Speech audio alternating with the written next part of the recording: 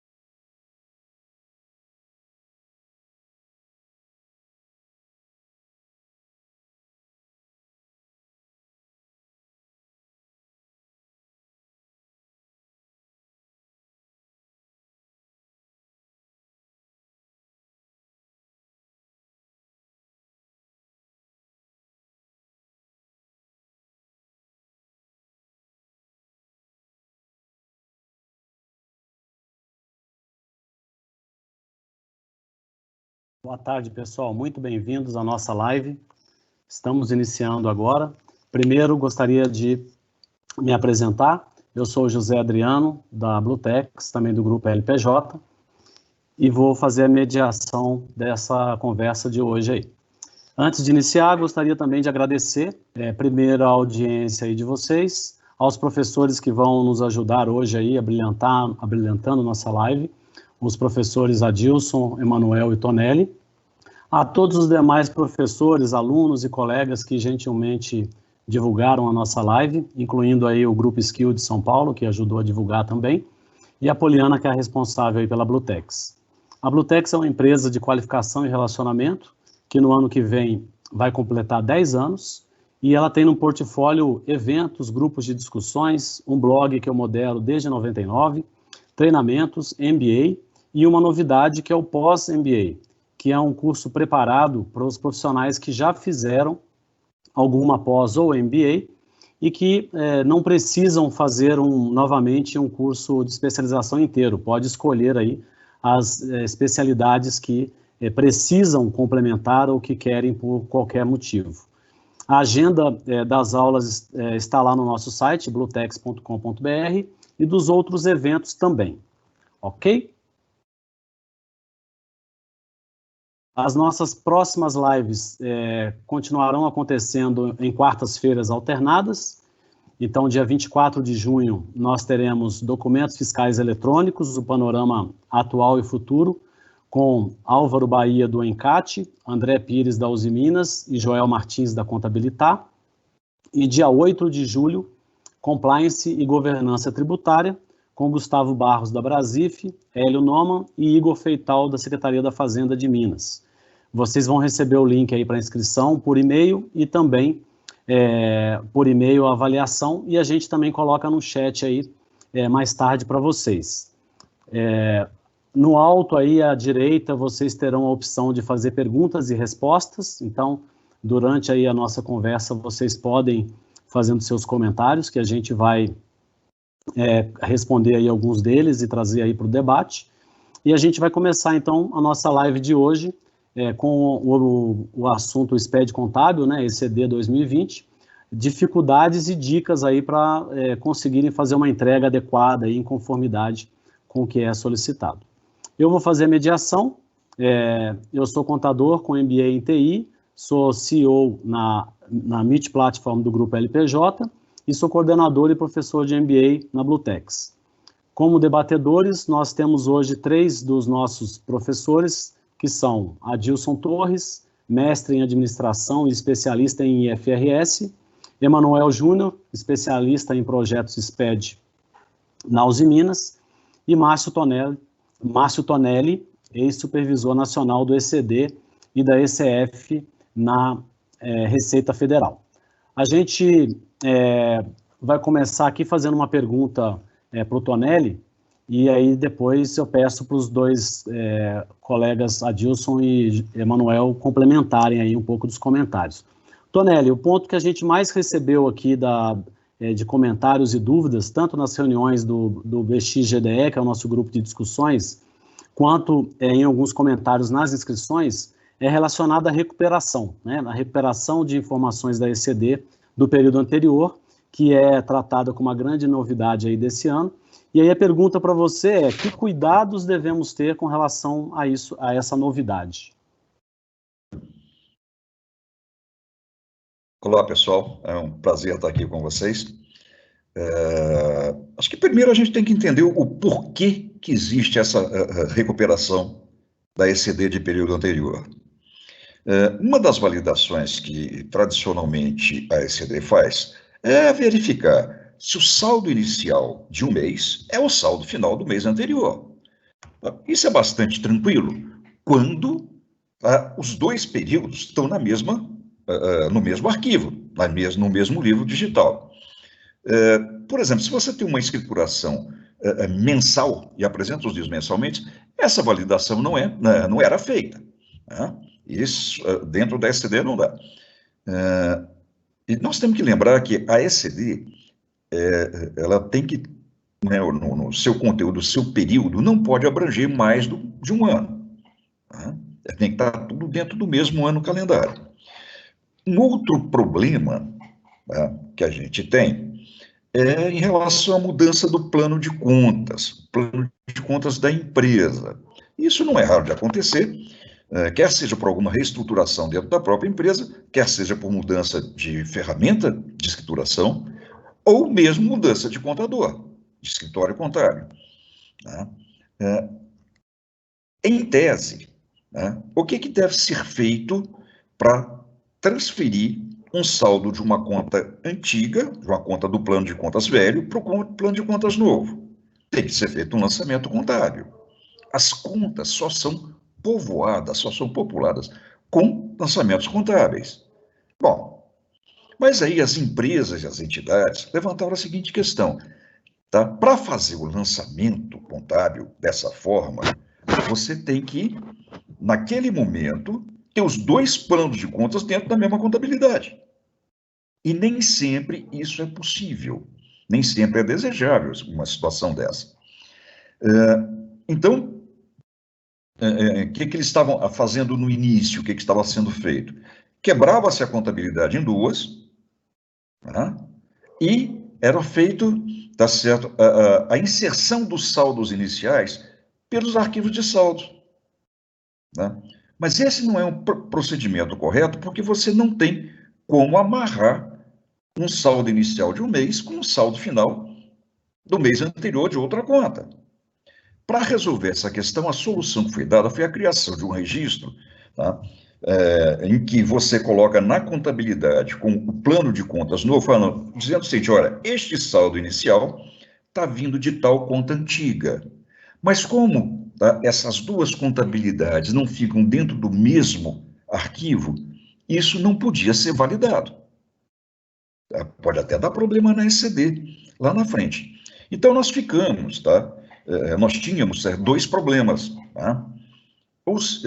Basicamente, tá? Fazer a validação de um saldo inicial de uma conta contra o saldo final da conta, da mesma conta, no período anterior, né? Quando, tá certo? Esses arquivos estavam quebrados. E o outro, né? É um problema de quando você faz esse registro, tá? Monta esse registro tal do I-157 para informar qual que é a origem daquele novo saldo daquela conta nova, né? Você não conseguia fazer o batimento, tá? Com a contabilidade do período anterior. Mas não são só essas as informações que você tem na contabilidade de um determinado período que se reportam a livros anteriores. Nas demonstrações contábeis, você tem também, tá, aquela coluna, tá, que traz os valores prefeitos de comparação, que são os valores que estão no balanço e na DRE anterior. Os do balanço, tá, vamos falar, o livro é anual, dá até para fazer o batimento com os saldos iniciais do primeiro mês. Tá? Os da DRE não tem jeito, porque as contas de resultados são zeradas no encerramento do exercício.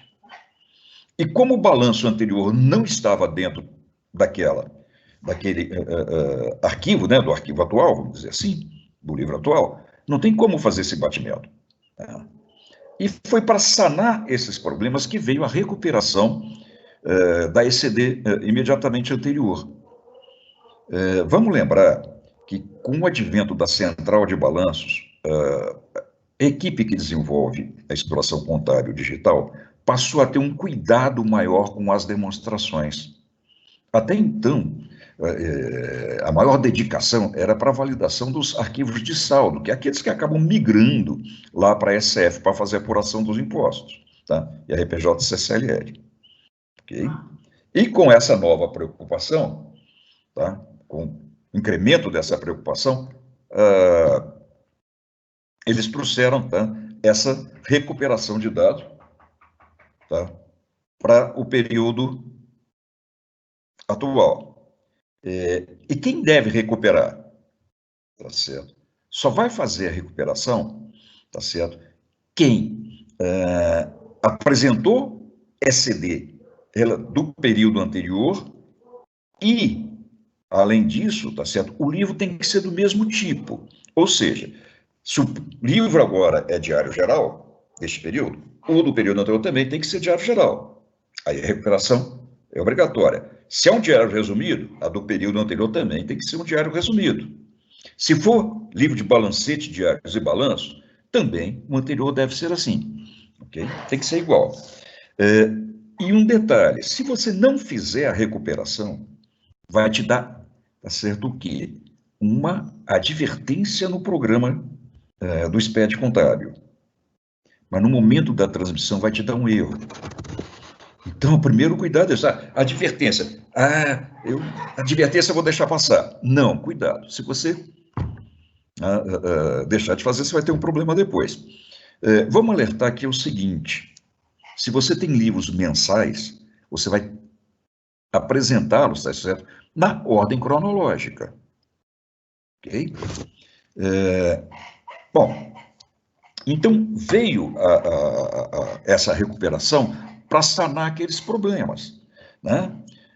Pensa bem, se seus saldos iniciais de um período não coincidem com os saldos finais do período anterior, isso poderia gerar até um arbitramento de lucros, né?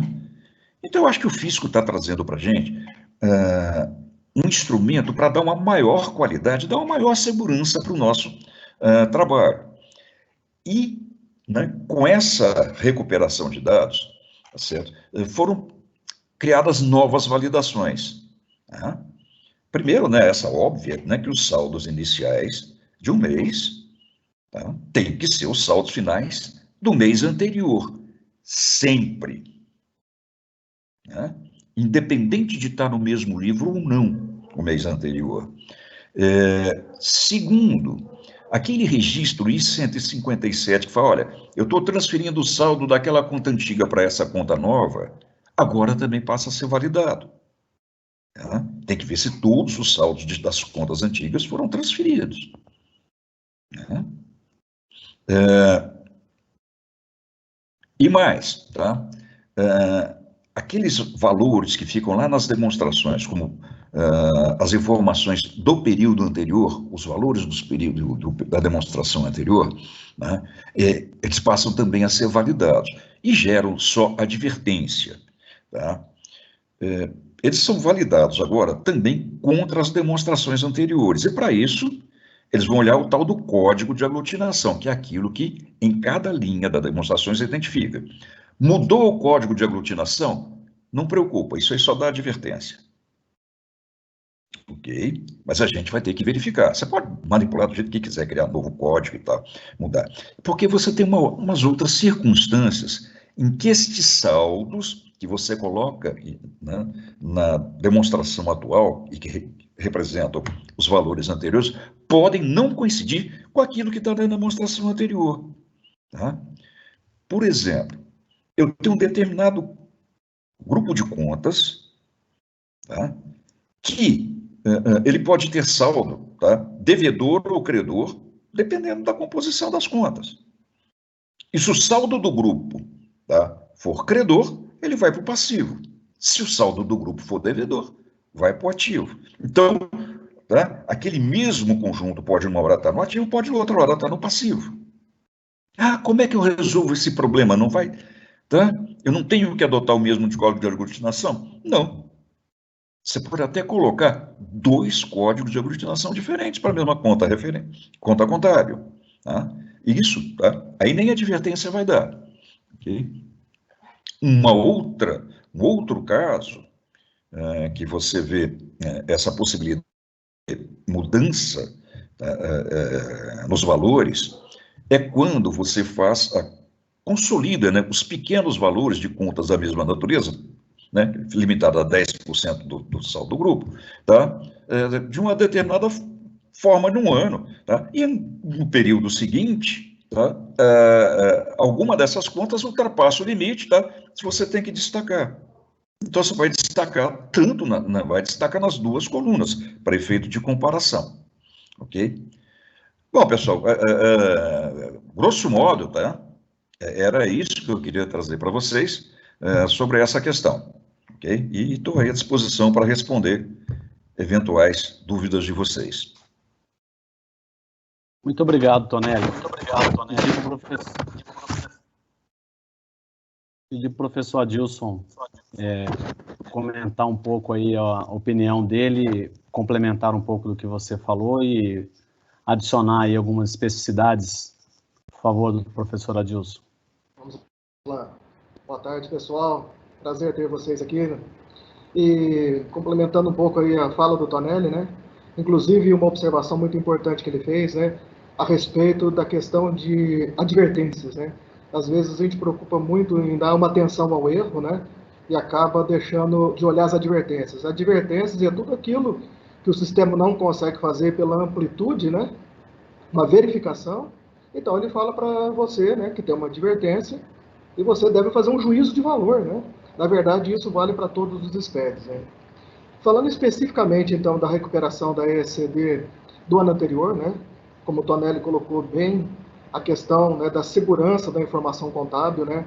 Do risco do arbitramento do lucro, né? E aí a gente tem que pensar numa outra coisa também, né?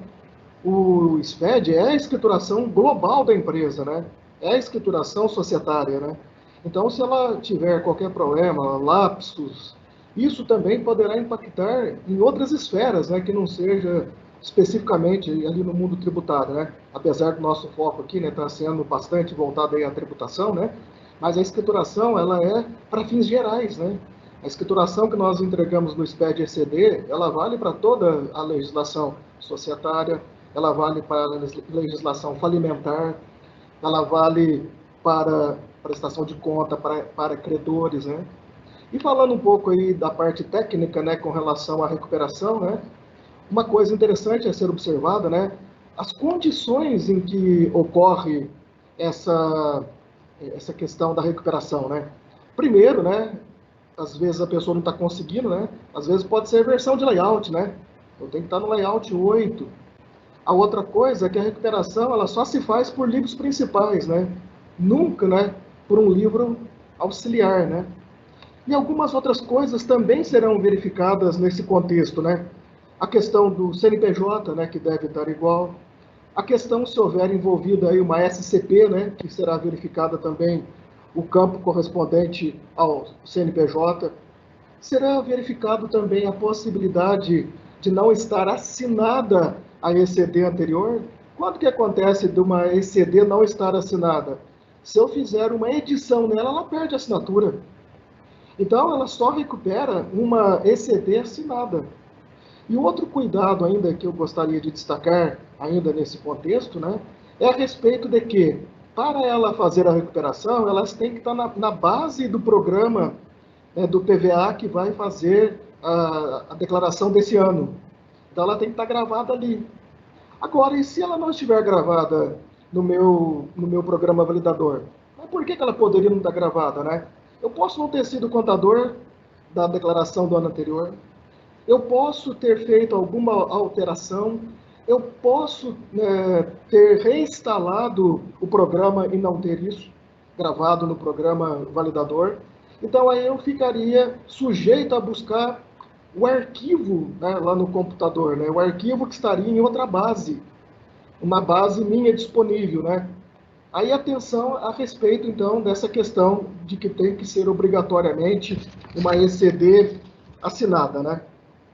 E se existir a possibilidade de baixar o arquivo, mas no PVA já existir na base a declaração assinada, ele vai dar um conflito e vai dar um erro, né? Então, esses são os pontos, né, que eu gostaria de complementar aí, né, na fala do Tonelli, né, que já esgotou muito bem aí os objetivos, o porquê dessa questão da consistência de saldos, qual é a finalidade aí, né, da SPED ECD. Ok, pessoal? Estamos à disposição. Obrigado, professor Adilson. Professor Emanuel Júnior, pode comentar um pouco, por favor? Vamos lá. Tá me ouvindo bem? Depois dos meus mestres aí, sobra pouco para eu dizer, mas contribuindo como experiência, né, das empresas, daquilo que a gente colhe, né, das empresas, a verdade de tudo que o Tonelli comentou, nós temos duas observações. A primeira, pode parecer, no primeiro momento, a complexidade, pode deixar um pouco claro, assim, evidente, né, as complexidades do novo mundo da ECD ou do novo mundo do SPED contábil, né? Mas se a gente tiver um outro olhar, né, a gente está vendo, na verdade, o seguinte, como o Tonelli até comentou aí, falando de forma diferente, de melhores práticas,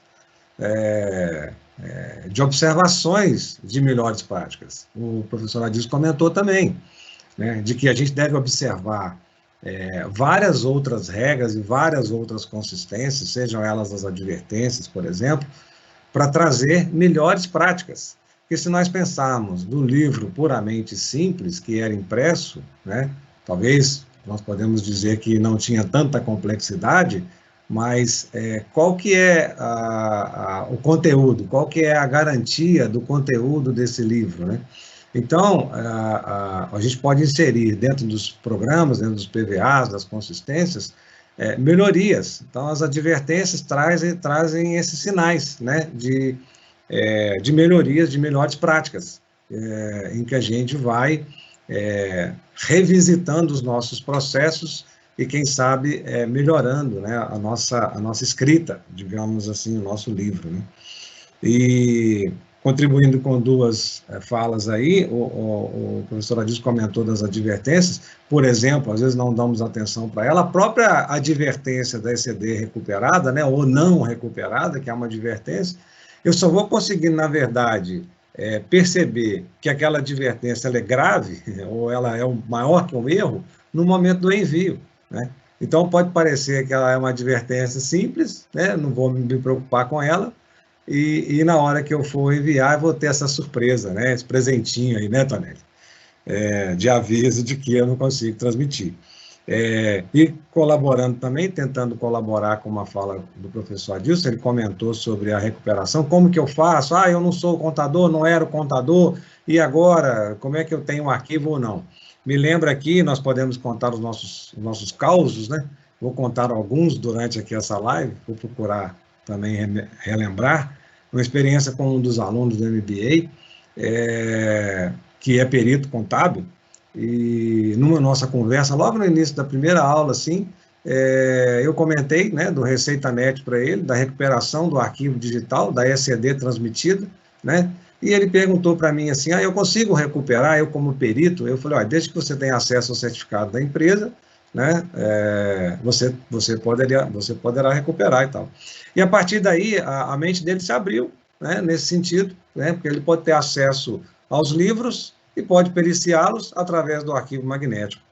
E isso trouxe luz, né, ele falou, já valeu o MBA só por ter essa informação, que às vezes são coisas que as pessoas não estão acostumadas, né.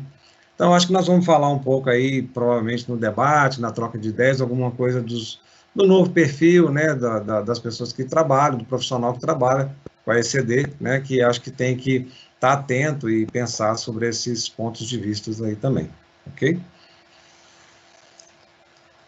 Muito obrigado, professor Emanuel. Professor Adilson, a ECD, né, ela é a escrituração comercial, ou seja, né, da contabilidade societária, lei 6.404, 11.638.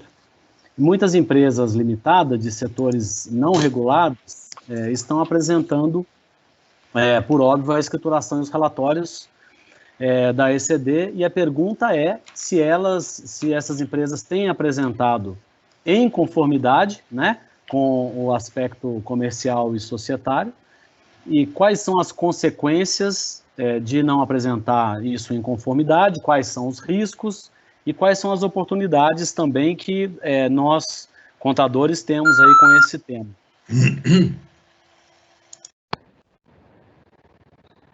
Beleza, Adriano. A questão com relação a esse aspecto, que eu tenho observado muito em aulas, em encontros, em educação continuada, né, nos mais diversos estados do Brasil, é que nós temos dois mundos. O mundo das sociedades de grande porte, setores regulados, e o setor das limitadas, setores não regulados. O que seria uma sociedade de pequeno porte? Uma empresa grande.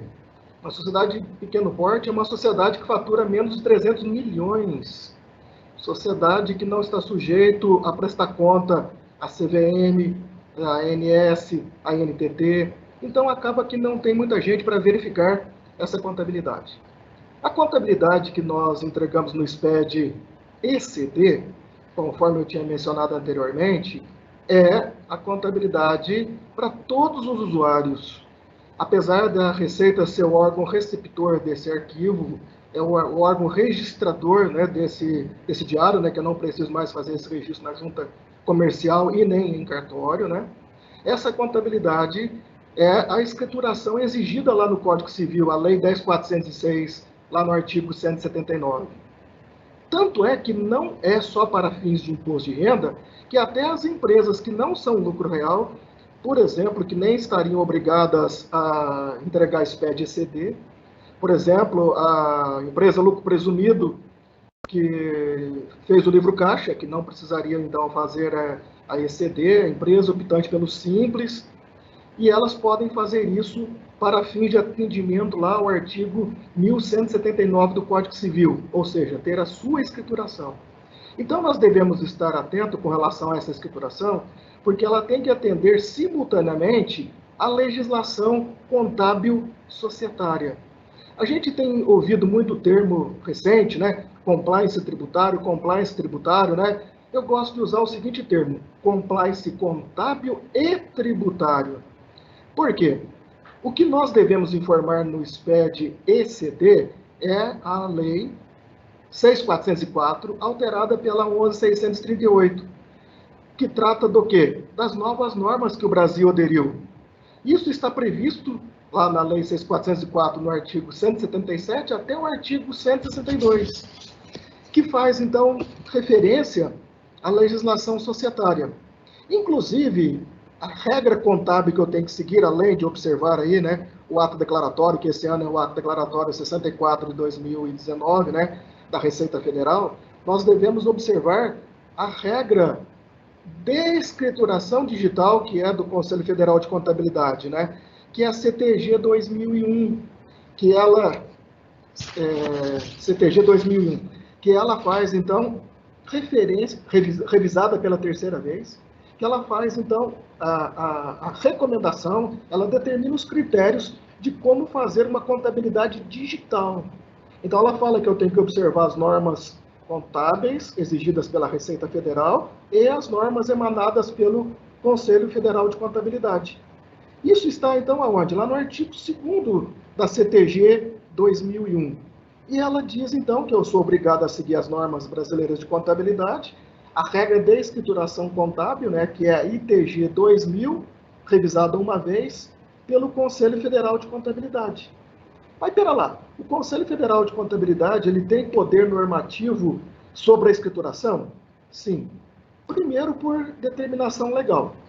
O Conselho de Contabilidade, ele tem, então, a sua regulação, a sua criação, desde lá de 1946, que é o Decreto-Lei 92/95, e que ganhou força em 2010 com a Lei 12.249, que dá o poder regulatório ao Conselho Federal de Contabilidade.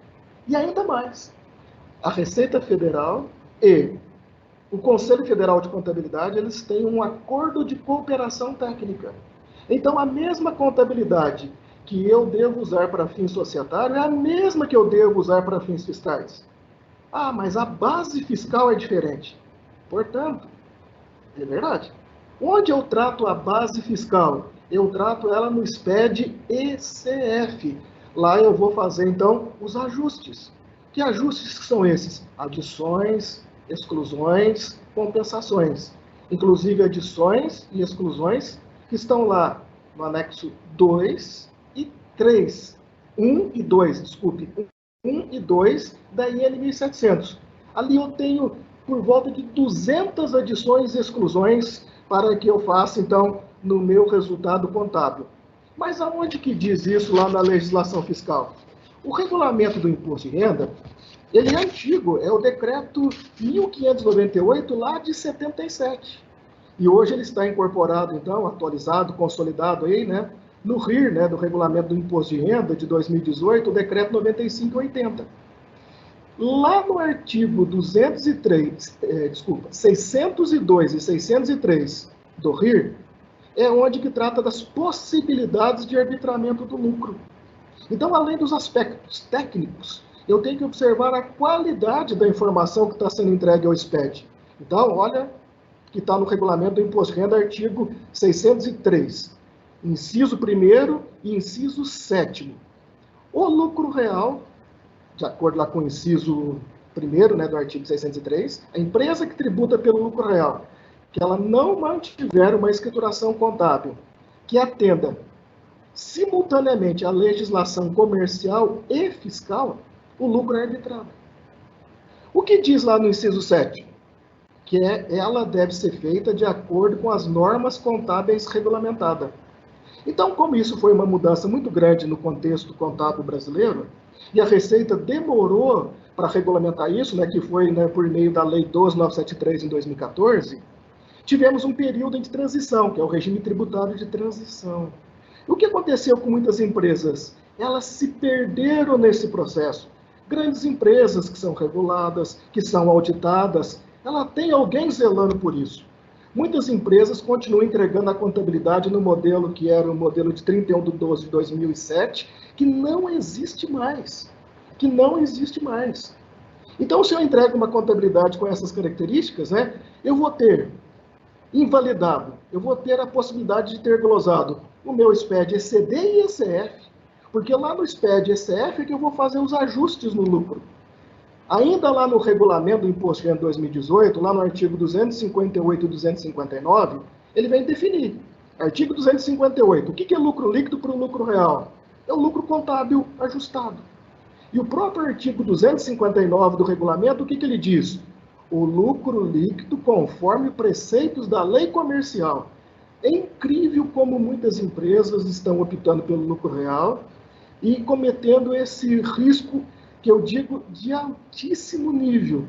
Por quê? Ele pode estar apurando prejuízos ao longo de todo o período, não recolhendo imposto, ter seus resultados glosados, ter o seu resultado arbitrado e ter que voltar a recolher todo esse imposto que deixou de ser recolhido, ainda com reflexo na DCTF ainda. E vou além.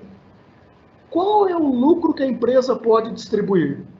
De acordo com a própria norma fiscal, que é, então, a Instrução Normativa 13971, a IN 1700, lá no artigo 238, lá na Lei 12973, 2014, no artigo 12, lá no Regulamento do Imposto de Renda de 2018, lá no artigo 725, é o lucro societário. Então, se eu estou entregando uma contabilidade que não está em conformidade com as normas contábeis, eu também estou correndo risco de ter lucros que eu estou distribuindo que sequer existem. Havia até uma dúvida, né, quanto da consolidação do regulamento de 2018, né? Qual seria o lucro, né, que poderia ser distribuído? Será que foi aquele que foi tributado, né? Houve já um grande problema em 2013, né, na fase do regime tributário de transição, quando houve aí, né, um parecer da Procuradoria da Fazenda Nacional, né, parecer número 202 de 2013, que já tratou da obrigatoriedade da Receita seguir a contabilidade societária.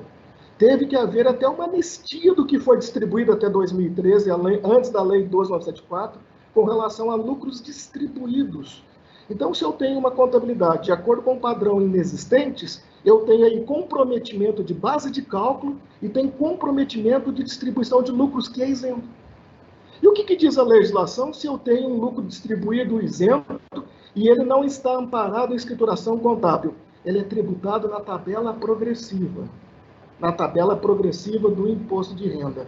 Então, pessoal, é muito grave essa situação, porque muitas empresas estão preocupadas, minha contabilidade, ela atende à legislação fiscal. Não, ela tem que atender à legislação contábil e fiscal.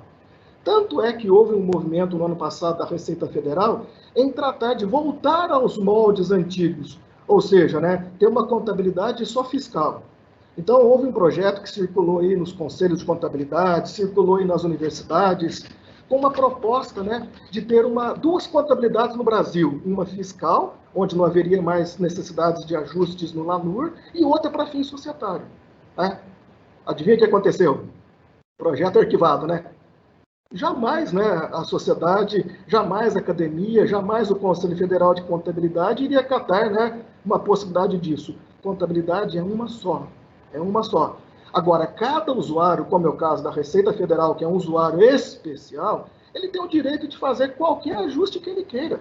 E o ajuste do imposto de renda que a Receita faz justiça, porque o resultado fiscal tributário, ele é baseado no quê? No direito, né, romano.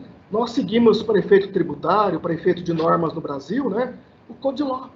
E para efeito contábil, o que nós seguimos? A contabilidade de acordo com a representação real do negócio. Tem um nome até muito bonito, representação fidedigna. E é incrível, né, como que tem muitas empresas nesse porte que eu relatei para vocês, de todos os estados do Brasil, de norte a sul, que está entregando uma contabilidade nos moldes antigos para fins contábeis. Então, a ECD já está comprometida. A ECD ela não é só da Receita Federal. Ela é a mesma que o auditor vai usar, ela é a mesma que vai ser usada para distribuição de lucros, apuração de haveres, recuperação judicial, questão envolvendo credores. E a Receita Federal, a base de cálculo da tributação, é mais um ponto. Claro que é um usuário todo especial, como sempre foi. Mas eu deixo essa advertência para vocês refletirem sobre isso, né, do risco dessa situação, né, que muitas empresas estão incorrendo, né, em achar, né, que as novas normas do Brasil não pegou. Normas internacionais, IFRS, agora simplesmente são normas brasileiras de contabilidade. Em todos esses atos legais que eu citei, em todos esses artigos, ela faz referência à contabilidade societária de acordo com as normas emanadas aí pelo Conselho Federal de Contabilidade. Então, risco na distribuição de lucro, risco na base de cálculo e risco do comprometimento geral da contabilidade. Ok, pessoal? Então, essa é a dica que eu deixo para vocês e para os colegas também complementarem e debaterem. Obrigado, professor Adilson. Professor Emanuel Júnior, quer comentar alguma coisa? Apenas depois de tudo que o professor Adilson disse, estou achando que eu vou rever a minha ECD e... mas deveria ser essa mesma a nossa atitude, né? Eu fiz aqui uma brincadeira para que todos fiquem na mesma linha, né? Porque é isso que a gente tem que fazer, na verdade, né? A minha escrita contábil, mesmo que não houvesse uma escrituração digital, ela já deveria refletir, né, conforme o professor Adilson comentou, né, todas essas mudanças, por exemplo, né, todas essas adequações, por exemplo, de CPCs e FRS, enfim. Então, a fala do professor Adilson é o seguinte, na verdade, eu até separaria em duas coisas. Eu tenho uma dificuldade do ponto de vista com relação ao arquivo magnético, a geração do arquivo magnético, as complexidades de registros, de cruzamentos e regras, e eu tenho uma outra dificuldade com relação, né, posso ter uma outra dificuldade com relação à própria melhor modelo, né, de contabilização, crio conta, não crio, faço tal composição, não faço, né, dentro da linha que o professor Adilson comentou. E ele falou muito bem aí a diversidade que a gente tem, né, de tamanhos de empresas. Então, tem empresas menores, maiores, com menos expertise, mais expertise, com contador externo, contador interno, e por aí vai, né? Então, as nuances, as dificuldades que a gente tem em relação ao tema, e que a gente, né, pode debater aqui, vamos aprender, vamos aprender um pouco mais.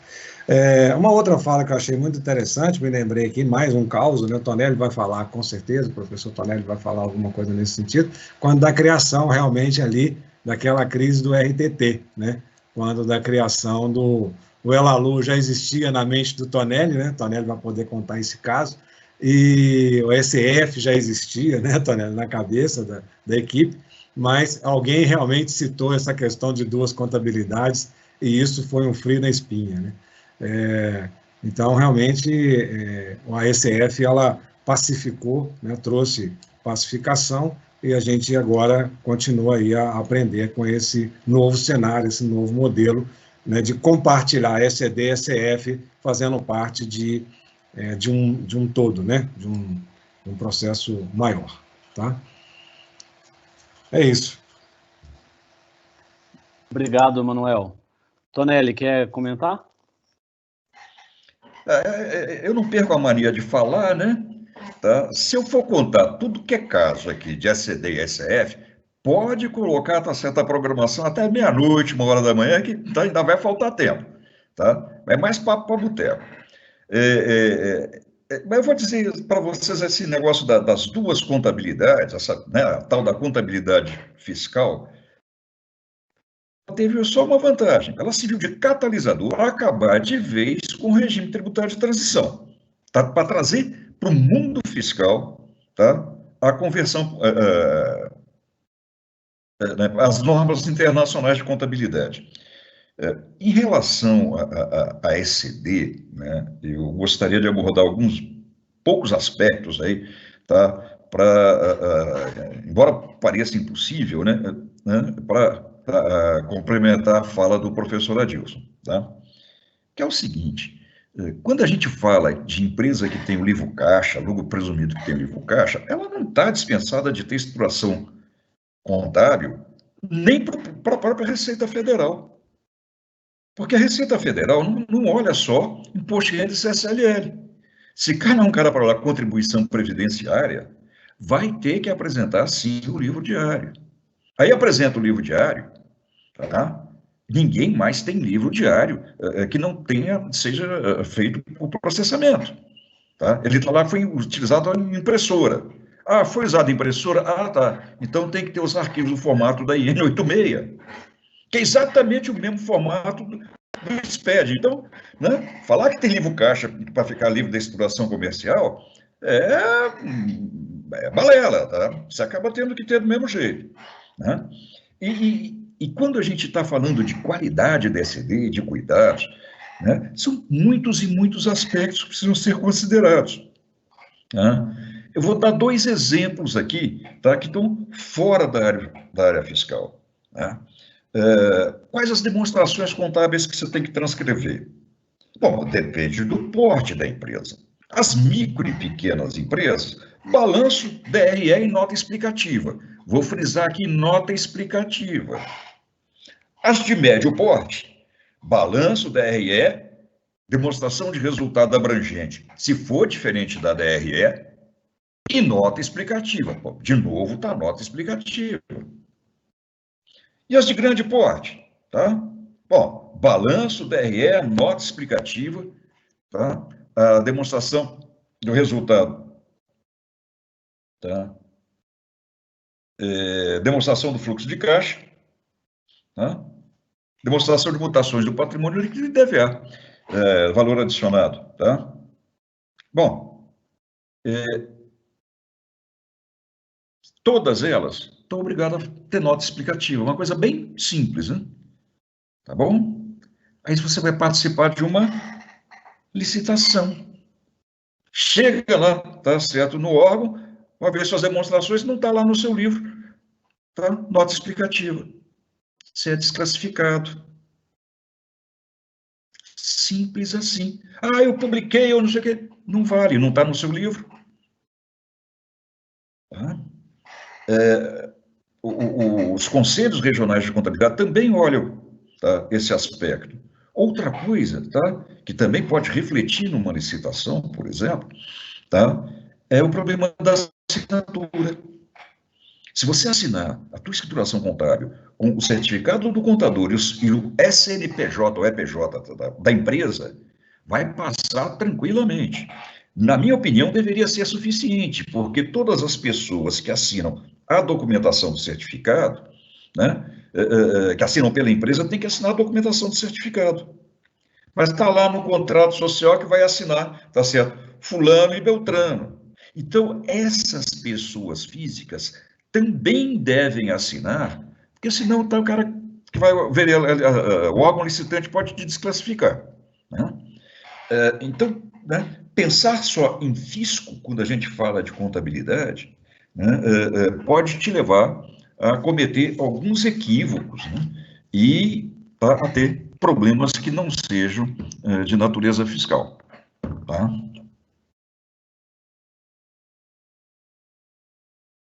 Muito obrigado. Ok, foi.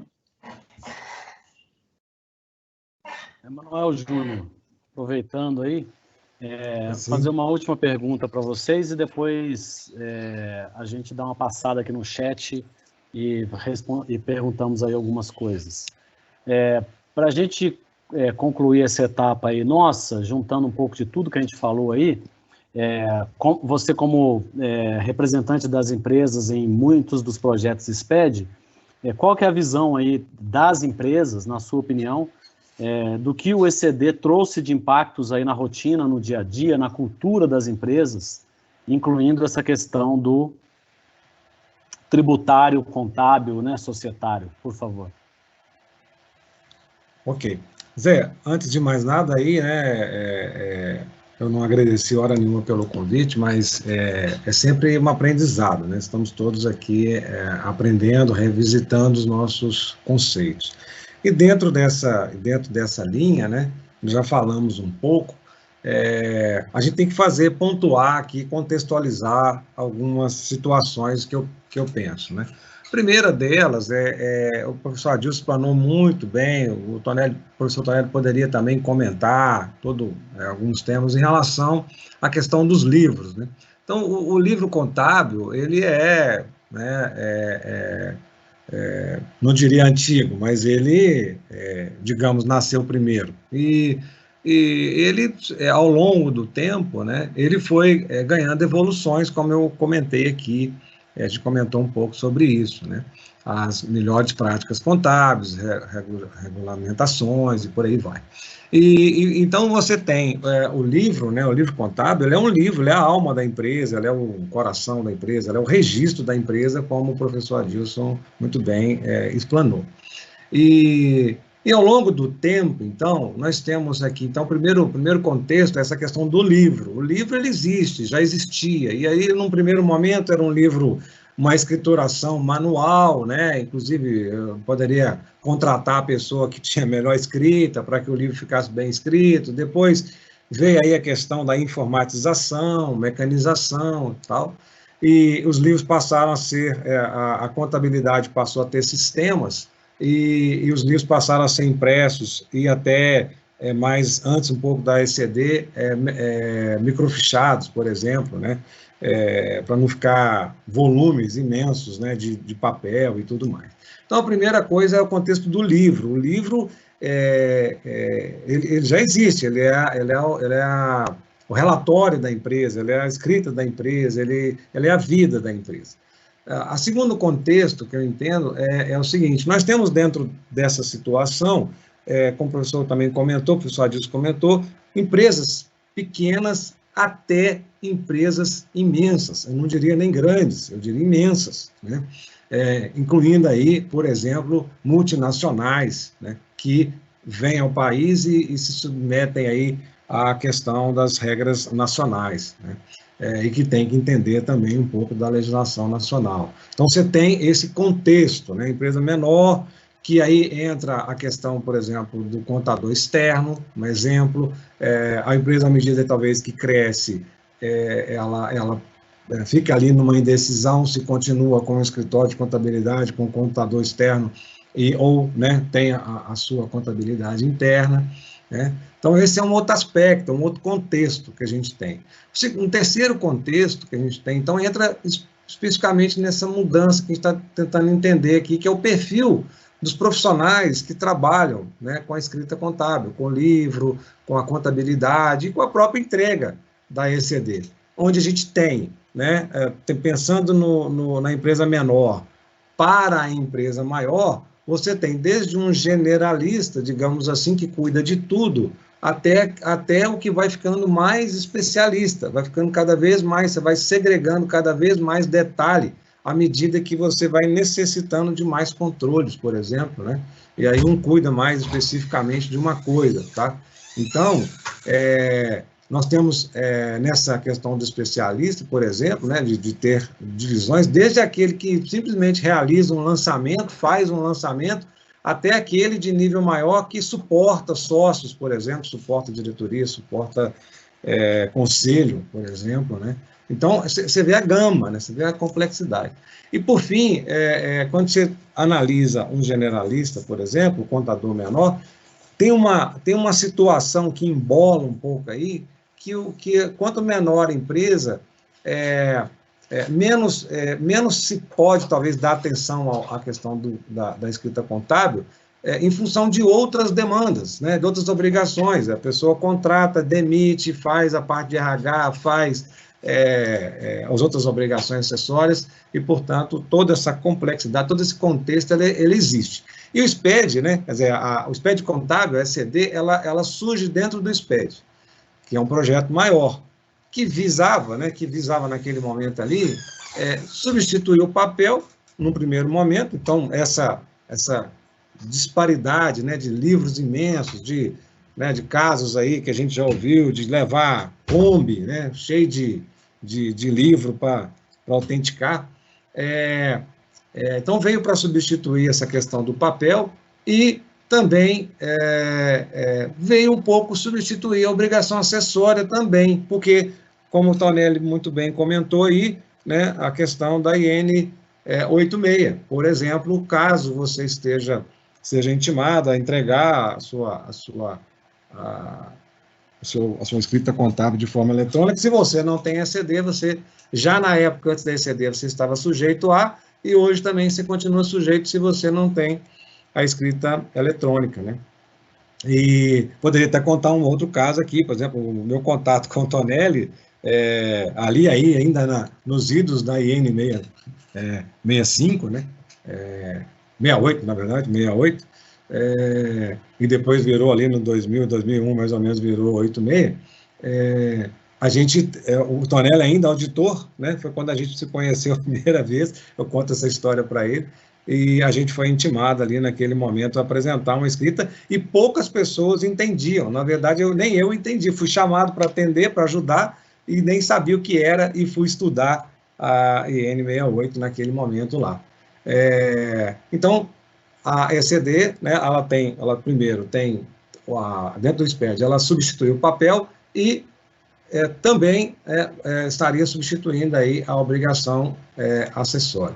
Então, acho que o primeiro impacto, falando especificamente do impacto para todos nós, o primeiro impacto, ele é uma ruptura, mesmo para aquelas empresas que já tinham escrita eletrônica, mecanizada, através de sistemas de informática, o primeiro impacto foi conviver com esse arquivo digital, né? Você falar, não tem mais o papel, agora como é que eu vejo o livro, como é que eu manuseio o livro, né? E para as empresas maiores, como elas têm os seus sistemas, fica fácil porque ela, através do seu sistema, ela tem outros relatórios, ela tem composições, ela pode ter estruturas de balanço diversas, ela pode montar olhares, né, sobre a sua contabilidade, relatórios acessórios, que podem trazer isso de uma forma muito mais clara para ela. Mas, no entanto, é uma ruptura. Eu lembro aqui de um outro caso, por exemplo, quando da implantação da ECD pela Uzi Minas, eu lembro do nosso controle, por exemplo, a gente foi apresentar o projeto e eu falei, olha, não vai existir o livro diário mais, nós vamos imprimir mais livro, não vai existir o diário, nem o razão, não vai ter essa impressão, encadernação, autenticação na junta, e ele ficou assustado, um pouco assustado, assim, como, né, como não ter o livro? E falou, tudo bem, eu apoio o projeto, mas é o seguinte, eu quero um livro impresso na minha mesa, ou seja, se falhar esse aqui, eu tenho um outro, né, mais ou menos nessa linha. Uma outra ruptura que aconteceu naquele momento também foi entender essa questão do certificado digital, né, tão difundido hoje, mas que, na verdade, ainda tem gente que está chegando ainda nessa situação. Os próprios sistemas do governo hoje, vários deles, você só entra com certificado digital e as pessoas tem muitos que ainda estão conhecendo o processo. Então, mas o livro hoje ele é reconhecido pelos órgãos competentes, o Tonelli também citou aí, a concorrência, então os livros hoje o livro digital é reconhecido pelos órgãos competentes, mas fica essa situação, quer dizer, a ECD, ela começou a entrar, então, o SPED contábil, a entrar em regras, né, de validação e estruturação de registros, que trouxe aos olhos de grande maioria, de grande parte, né, que talvez tenha uma dificuldade com essas novas tecnologias ou com um novo modelo, um impacto, né, uma dificuldade de entender. Antigamente, poderia dizer assim, antigamente era só imprimir o livro, né, e encadernar. E hoje a coisa, né, a questão é muito mais ampla, muito mais complexa do que simplesmente ter o livro ali, né? E há uma discussão, inclusive, né, de que a ECD, talvez, um bom debate aqui para a gente ter, né, se a ECD deixou de ser aquele, como eu falei lá no princípio do contexto, ela deixou de ser, uma pergunta, não estou afirmando, uma pergunta, ela deixou de ser um livro, né, uma escrita, um diário, digamos assim, das minhas operações, e passou a ser uma obrigação acessória mais complexa, fazendo um link com aquilo que eu disse do profissional menor, da empresa menor, que cuida das demais obrigações do SPED, né, e aí as coisas se misturam um pouco, né, Então, então a ECD do SPED, então é uma obrigação acessória, e aí entra num outro processo que é novos layouts, novas regras, as vinculações da ECD com a ECF, e aí a pergunta que fica é,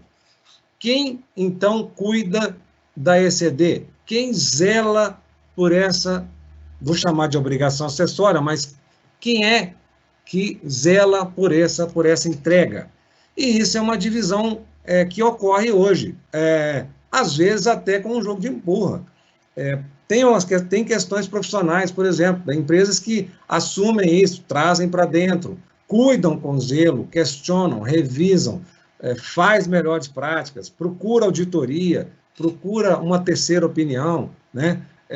Tem empresas, como o professor Adilson disse, que só querem cumprir a obrigação, querem apenas entregar, se ver livre dela. Então, esse novo mundo é que trouxe esses impactos e que a gente pode até, talvez, quem sabe, debater um pouco aqui, né? Tem muitas dúvidas, todas as vezes que o Tonelli expôs muito bem no início, todas as vezes que a gente tem um novo ano, um novo layout, novas situações vão sendo implementadas, sejam elas para controle, sejam elas para melhorar a ECF, sejam elas situações que já eram previstas no código, já eram de boas práticas, mas que se implementa uma regra justamente para dar o alerta, para trazer a atenção, né, de que a ECD fique o mais correta possível, tá certo? Então, essa aqui é um bom debate. Eu acho que esses impactos todos, ou seja, quem cuida? Quem é o profissional que cuida? A ECD fica dentro da contabilidade, mas a minha empresa, a contabilidade é tudo. Administrativo também. Não, a minha empresa, a contabilidade, pensando numa multinacional, uma grande empresa, é só um setor. Eu tenho um setor que entrega as outras obrigações acessórias, tem um outro grupo que cuida do SPED. Uma outra questão, por exemplo, isso aí é tecnologia, isso é de TI. Uma outra questão, eu vou entregar a CD, quem faz é um BPO através de auditoria externa, ou um BPO através de uma consultoria. Então, todas essas questões são os impactos que trouxeram, as novidades que foram trazidas diante desse novo cenário, e que eu acho que a gente pode explorar um pouco aqui também, tá? Fico aí à disposição de vocês, acho que eu trouxe mais alertas do que definições, né? Ok? Muito obrigado, Emanuel. Tonelli, quer acrescentar alguma coisa?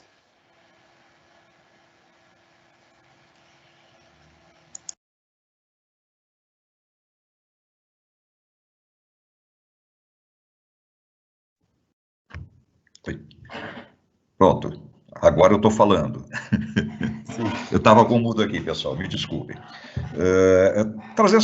Abordar só uns poucos aspectos, tá?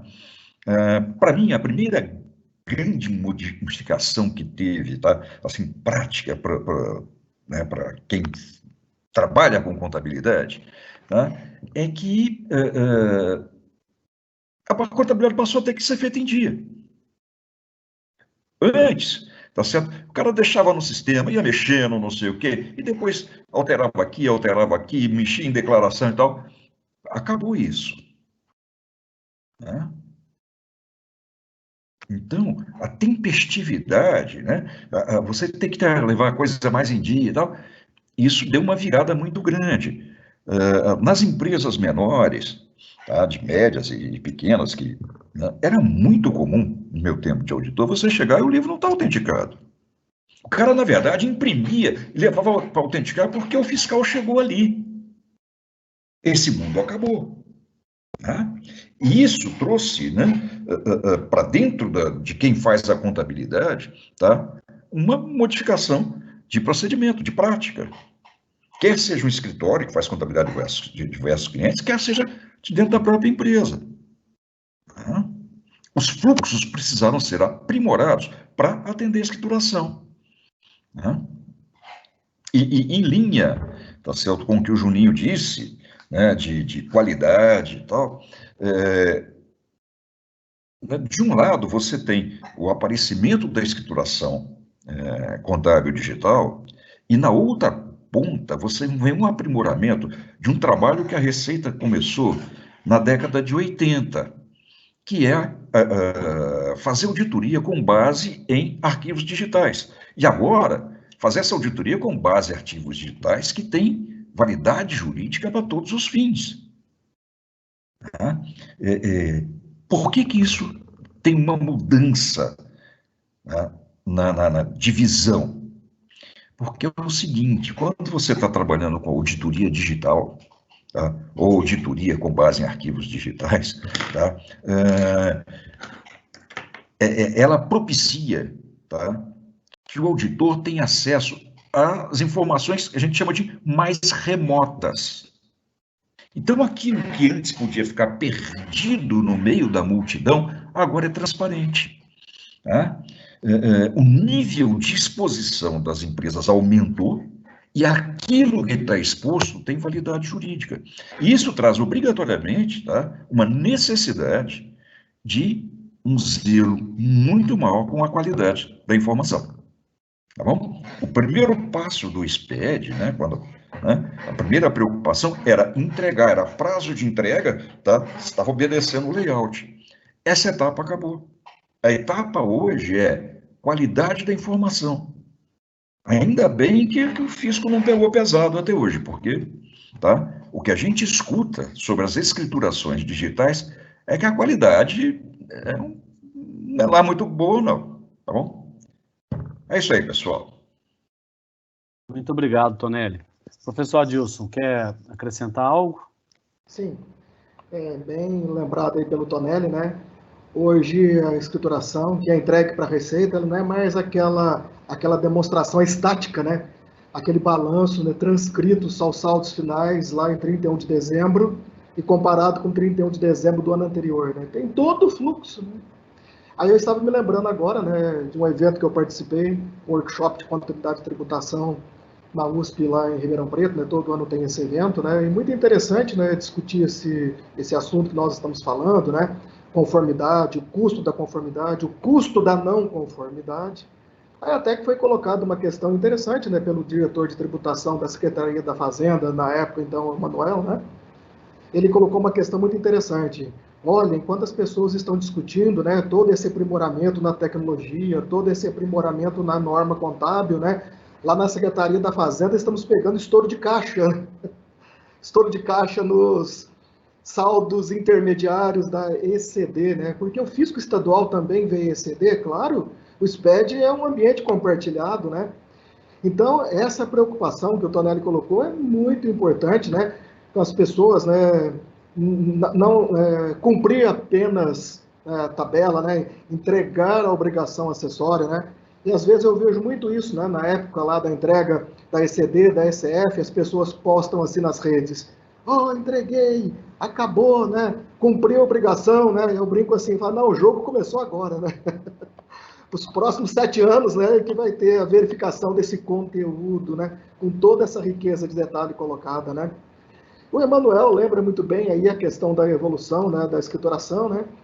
Que tínhamos aí a necessidade de escriturar na junta comercial, houve toda essa briga aí, né? Que a junta não estava, né, concordando, né? Talvez, né? Por questões até de abrir mão de taxas, né? Com relação a registros aí, né, de livros, né, o decreto 1800 aí de 96, o decreto 86/83 de 2016, né, que tínhamos que ter esse registro, né. Hoje não precisa, né, não tem que ter o registro em cartório, todo o registro é feito só através do próprio termo autenticado no recibo de entrega do SPED, dispensando qualquer outra autenticação, né. Isso leva a uma outra questão, que até as empresas que não estão obrigadas, se assim o desejarem, elas estão autorizadas a entregar o SPED para cumprir essa obrigação, inclusive de fazer um registro gratuito no diário através do SPED. Claro, né, vai ter mais exposição, né, não há dúvida, né? Mas a exposição hoje ela é muito ampla, por cruzamento de informações bancárias, e-financeira, COAF, né? Então você fica pensando que esse lugar, né, essa zona de conforto, né, isso não existe mais, né? Como o Tonelli disse, né, a escrituração agora é o acompanhamento diário, né, e não fazer um jeitinho, né, como diz lá, né, o auditor lá, né, o Daniel Belmiro, né, quando ele fala do E-Social, né, dá lá um martelinho, né, lá no lançamento do E-Social, ele falava muito nisso, né? O martelinho, né? Então, esse martelinho não tem mais espaço para ele, é um martelinho de ouro, né? Não tem mais espaço para isso, né? E, na verdade, muitos contadores do passado até tiveram essa, diria, né, essa valorização, entre aspas, né? Porque sabia desse martelinho, né? Então, isso não existe mais. Agora, o bom profissional é aquele que é atualizado e com entregas, né, atualizadas das informações, né? E lembrando, né, que essas escriturações atuais dispensam essas escriturações citadas aí, né? Até brincava com o Tonelli antes do início da transmissão, né? Sobre a IN 86, né? Aposto que muita gente nem vai saber do que eu falar o nome dessa obrigação, né? Ela chamava 5, ainda está em vigor ainda, né? Chama 5, né? 5? S-I-N-C-O. Por quê? Quem tinha qualquer forma de escrituração eletrônica das suas operações tinha que entregar isso. E, na verdade, essa entrega não era uma entrega regular como é hoje o SPED, era uma entrega por demanda. Então, muita gente, quando era notificado, recebia aí uma intimação baseada na IN 86, né? Que teve origem lá na Lei 8218, lá em 91, na verdade, né? E foi aprimorada aí, né, em 2001 pela IN 86, o ADE-COFINS número 15, né? Então, recebia a notificação, mas o que é isso, né? E vai gerar o validador, aí como não estava acostumado a entregar, aí esses arquivos não eram validados, né? Aparecia aqueles trilhões de erros, né? Agora, com a entrega regular da SF, né? O Tonelli, na época, estava lá, e ele teve o cuidado, né, de falar, gente, quem entregar o ECD, né, está fora de entregar o ECF, né? Inclusive, nessa linha de cair nesses arquivos, né, que eram originários aí da contabilidade, né? Ontem tivemos aí, né, o falecimento aí do Manad, né? O Manad é extinto, né? Muita gente também nem chegou a conhecer o Manad, né? Que era um arquivo aí da Previdência que pedia informações da contabilidade também da Folha, né? Que agora tem o E-Social e a própria contabilidade dentro aí, né? Do SPED, né? O Manad extinto ontem aí, né? Pela Instrução Normativa 1958 de 2020, né? Que extinguiu aí um monte de INs antigas aí, né? E outra coisa importante a ser lembrado, né, que se eu tiver que fazer uma retificação no SPED ECD, eu só tenho até o ano seguinte, até a entrega da próxima declaração. Então é muito importante esse conhecimento desse prazo, e lembrando, né, que qualquer alteração que se faça, essa alteração é encaminhada com autorização para que o Conselho Federal analise o motivo por qual foi pedido esse tipo de retificação no SPED, que é baseado, então, na correção da contabilidade, né, que é na norma 23, né? E ainda para complementar e finalizar, né, muitas vezes as pessoas perguntam assim, né, mas como que o fisco vai saber que a minha contabilidade está de acordo com as novas normas? De acordo com a norma número 26, que trata das demonstrações contábeis, e agora a nota explicativa, e o Tonelli lembrou agora há pouco, né, que até as microempresas estão obrigadas a notas explicativas, né? A nota explicativa é uma demonstração contábil. E lá na nota explicativa tem que constar uma frase muito interessante e perigosíssima, né? Lá eu tenho que dar uma declaração sem ressalva que a minha contabilidade está em full compliance, né, com as normas contábeis. Olha, se um auditor quiser, como o Tonelli falou, né, levar ao rigor da lei, ele olhar na escrituração contábil entregue no SPED ECD, não ter nota explicativa, a contabilidade já está comprometida. Se não existir essa frase que está em total conformidade, não é mais ou menos, é em total conformidade com as normas contábeis, é muito fácil alguém para descobrir se uma contabilidade está ou não de acordo, sem entrar, né, na auditoria propriamente dita, né, tá ou não está de acordo. Vai na nota explicativa, está escrito, não está de acordo. E por que o fisco pede essas novas demonstrações? Até para atender a legislação comercial e dá para fiscalizar também. DMPL você fiscaliza lucro distribuído, consistência aí do PL. Você verifica também pela DVA, pela DFC do fluxo de caixa, onde que é gerado o resultado pela empresa, né? Se o resultado é gerado pelo operacional ou se é financiado. Quem financiou, né? Se foi terceiro, se foi empréstimo, se foi aumento de capital, né? Olha até onde isso pode ir. Então, pessoal, é uma novidade muito interessante essa contabilidade digital, é uma modernidade, mas se eu não tomar o cuidado, como o Tonelli disse, eu estou exposto aí a possíveis autuações fiscais. Ok, pessoal? É isso aí. Muito obrigado, professor Adilson. Vamos começar a responder aqui algumas perguntas, avançando um pouco aqui às 18 horas. A primeira pergunta aqui do Tadeu e da Andressa é em relação ao prazo de transmissão da ECF. Então, nós estamos na expectativa de uma publicação, de uma postergação para 30 de setembro. Mas, como todas as postergações, né, a gente fica na expectativa e não sabemos exatamente quando será publicado, mas é um consenso aí de que essa deve ser a data aí de transmissão, considerando aí o ambiente aí da pandemia. Uma outra pergunta aqui, vou passar para você, Adriano, professor Emanuel Júnior. Apenas vale um alerta, que eu acho que é legal, seguindo aqui uma boa prática que nós conversamos, tem um aspecto na ECF que a gente não deve pensar apenas na entrega da obrigação acessória, ou seja, no cumprimento do prazo. Nós estamos o tempo todo falando isso aqui. É importante também entender se é importante entregar a declaração com fins por exemplo, compensações, por exemplo, para empresas que estão tendo situações aí de prejuízo esse ano, algo nessa linha, né? Então, é importante essa entrega, né? Faz parte é preciso observar isso também, né? Ok, muito bom, bem complementado. Aí vou perguntar para você aqui, Emanuel, a dúvida da Andressa. Ela disse o seguinte: a última versão 7.03 veio com uma alteração na validação dos registros J100 e J150, de forma a exigir as linhas de detalhe, não aceitar somente totalizadores. Aí a dúvida é: necessariamente o balanço deve ser analítico ou o sistema pode se adequar de forma a gerar o balanço sintético, considerando o seu último nível como as linhas de detalhe?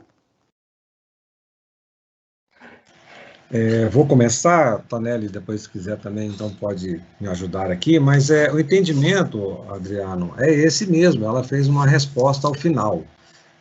A verdade é o seguinte, o 052, que é o registro aglutinador, né, ele já nasceu, ele é antigo, ele já nasceu lá atrás, e por algum tempo ficou, digamos, as regras ficaram adormecidas, vamos dizer assim.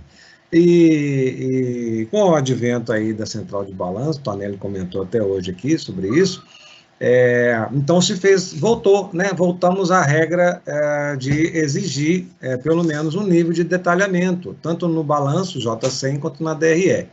E esse detalhamento é o quê? Na verdade, é o seu último detalhamento, onde você poderá amarrar aquela linha que eu estou chamando de detalhe aos códigos aglutinadores, né, que vão estar lá no 052, que vão, então, fazer o somatório dessas contas que estão apontando para aquela linha de detalhe lá no J100 e 150, que vão, então, dar, a Receita vai poder, ali, o PVA vai poder conferir, né, validar se aqueles valores estão fechando.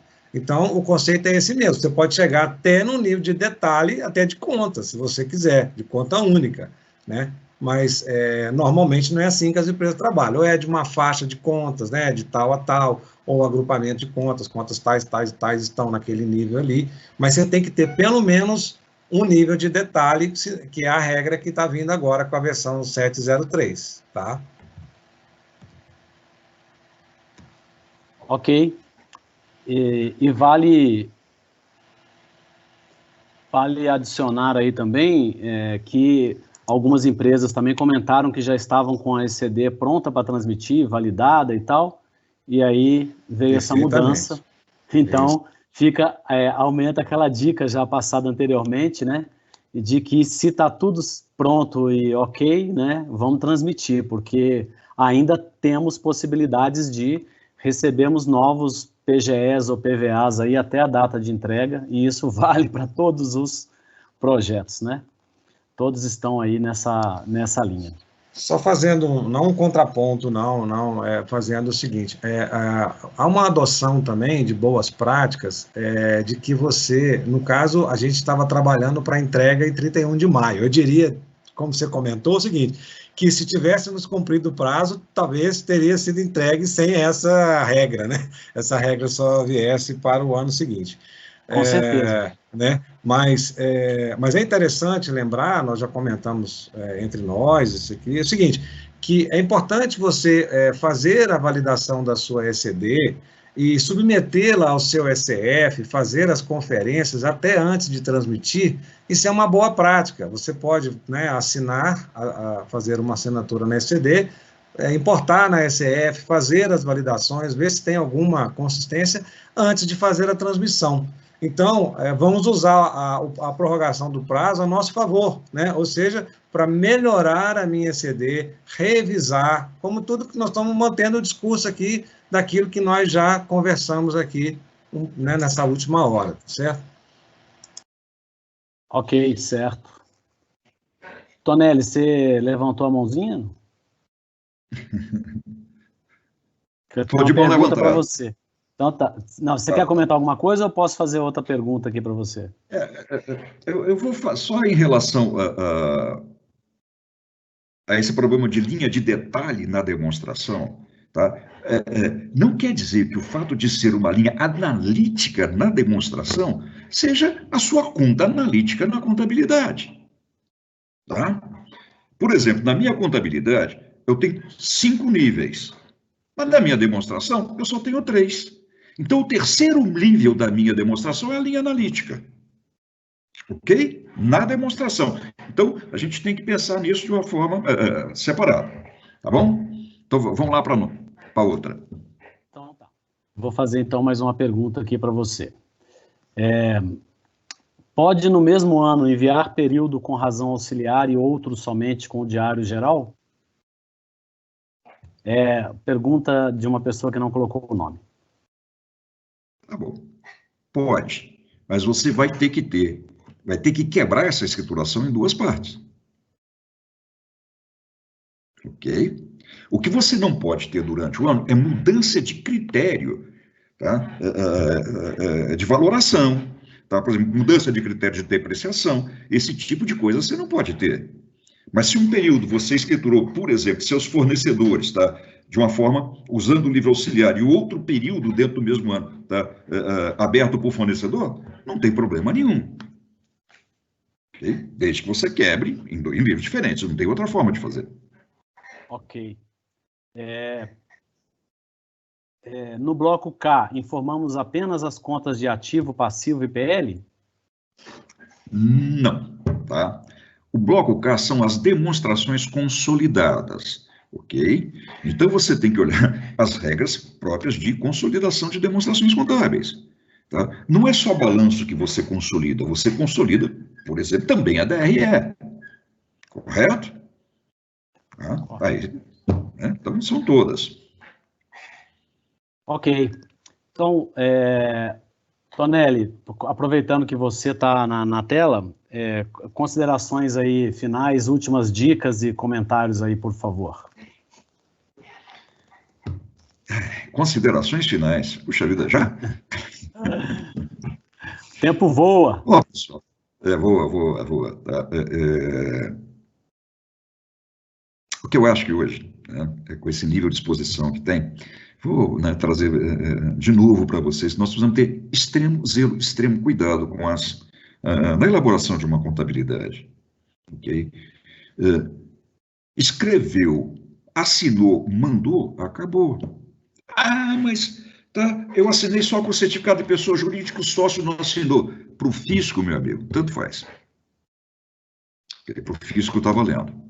Tá? Se não atende outros requisitos legais, tá? Isso só pode atuar contra você, tá? E nunca a favor. Ok? E tá? Boa sorte para vocês, tá? E a gente está aí para ajudar no que for possível.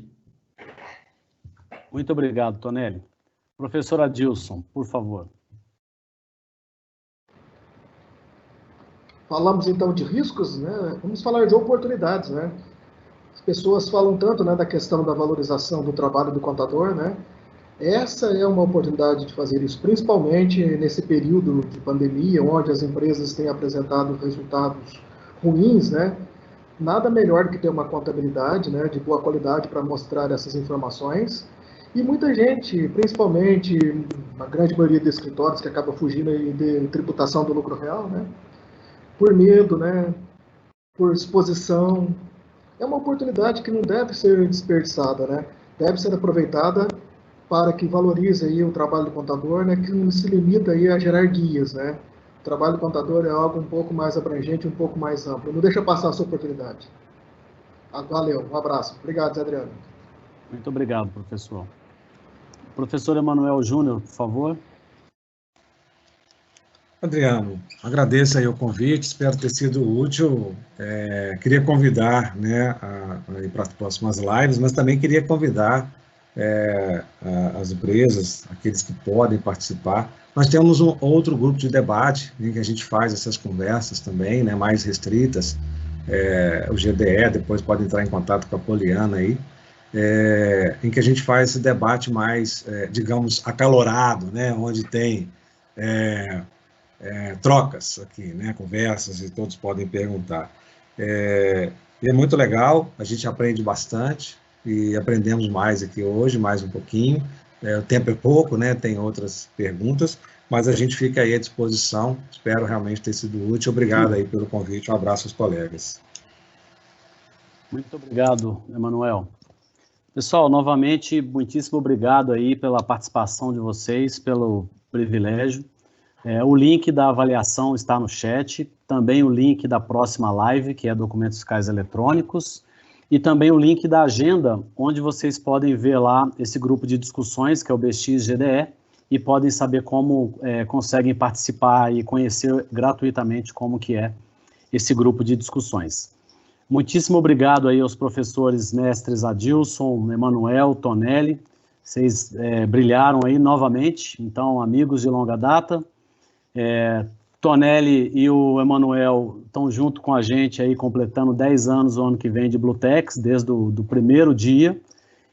Adilson se juntou a nós há pouco tempo, mas já colaborou aí em várias aulas aí dos nossos cursos aí. Agradecer novamente ao pessoal que ajudou a divulgar, professores, alunos, colegas, ao Grupo Skill de São Paulo. Agradecer a Poliana aí da Blutex, que é com quem vocês devem falar com qualquer dúvida ou sugestão. Lembrando que lá na blutex.com.br tem agenda de todos os eventos, incluindo o grupo de discussões, incluindo o pós-MBA, que vocês podem fazer aulas individuais, módulos ou o curso inteiro. E vocês receberão por e-mail aí os links das próximas lives, da avaliação, e também no nosso canal do YouTube, a gente vai disponibilizar essa live para quem perdeu algum pedaço ou queira compartilhar aí com outros colegas e divulgar também. Muito obrigado e um abraço a todos aí, até mais.